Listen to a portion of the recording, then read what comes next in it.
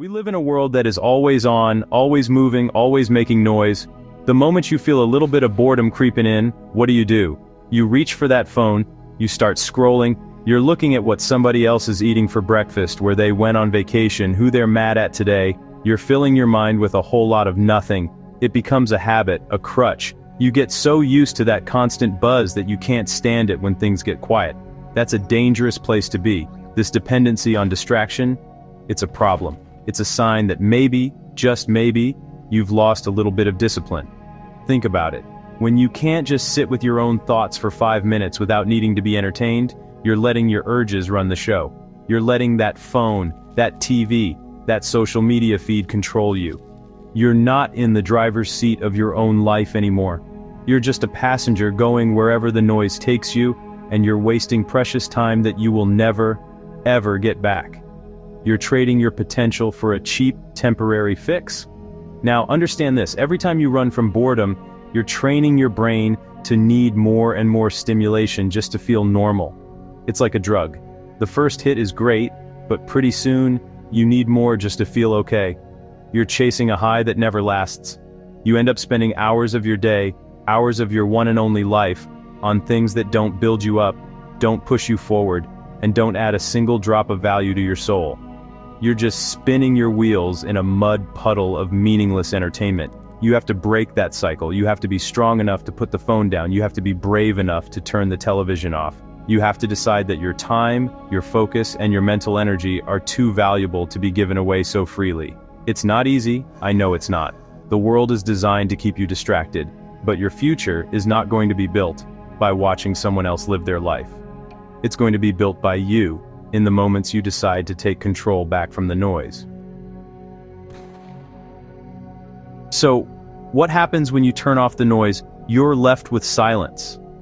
And that silence can feel mighty uncomfortable at first. But I'm here to tell you that in that quiet, in that nothingness, is where the magic happens.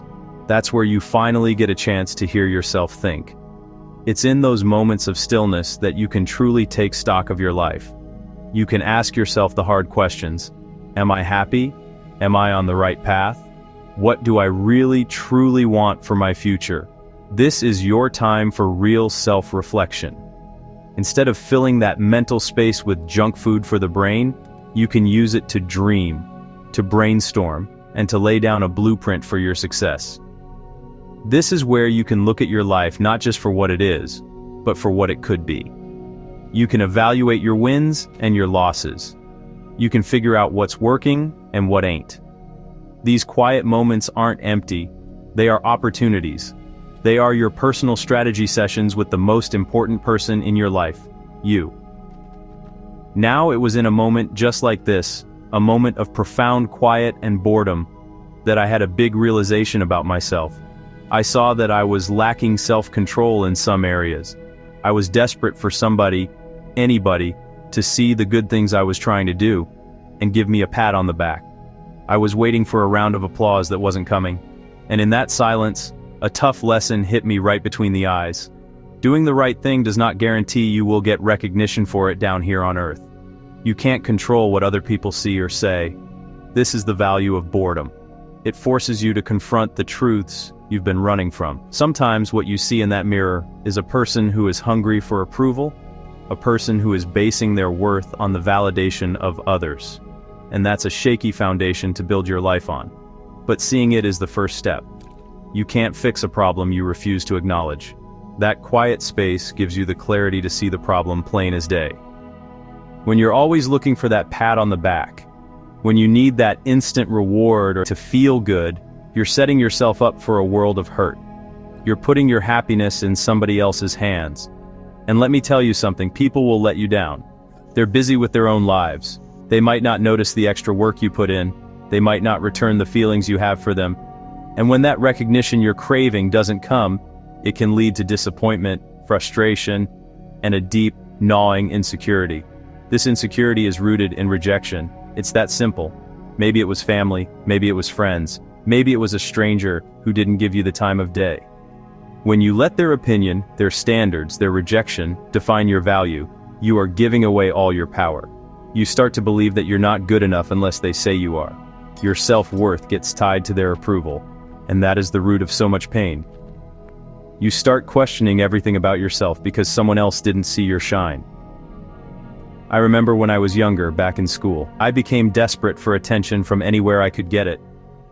That desperation led me to do some awful things I'm not proud of, all in a foolish attempt to make myself feel seen, to feel like I mattered. I was looking for value in all the wrong places. And that's the danger of insecurity. It is a poison to your soul. It will make you do things you would never normally do. It can lead you to lie, to cheat, to be someone you're not, all for a little bit of temporary approval. An insecure person can't be trusted because their actions are not guided by a moral compass, but by a desperate need to be liked. Insecurity will make you sabotage your relationships, your career, and your own life. It is one of the greatest enemies you will ever face. You have to fight it. So how do you fight it? You have to make a decision. You have to decide that you're going to do the right thing simply because it is the right thing to do. Not for the applause, not for the recognition, not for what you might get in return.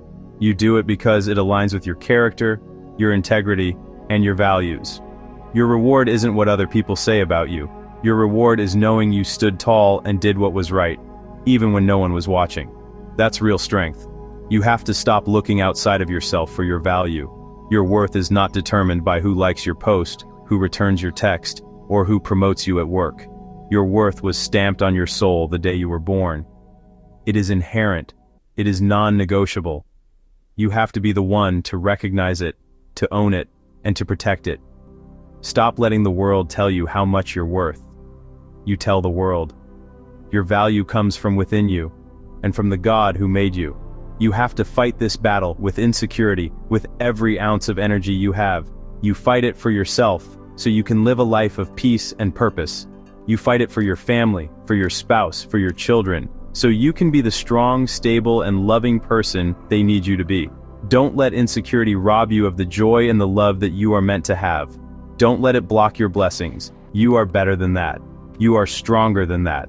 So I encourage you, the next time you feel bored, don't run from it. Sit in it. The next time you feel that sting of rejection, don't let it define you. Remind yourself of your true worth. Find your value from the inside, not the outside. It's a lifelong fight, but it's the most important one you'll ever have. Because when you know your worth, and I mean really know it, deep down in your bones, ain't nobody on this earth that can take it from you. Now that's a fact.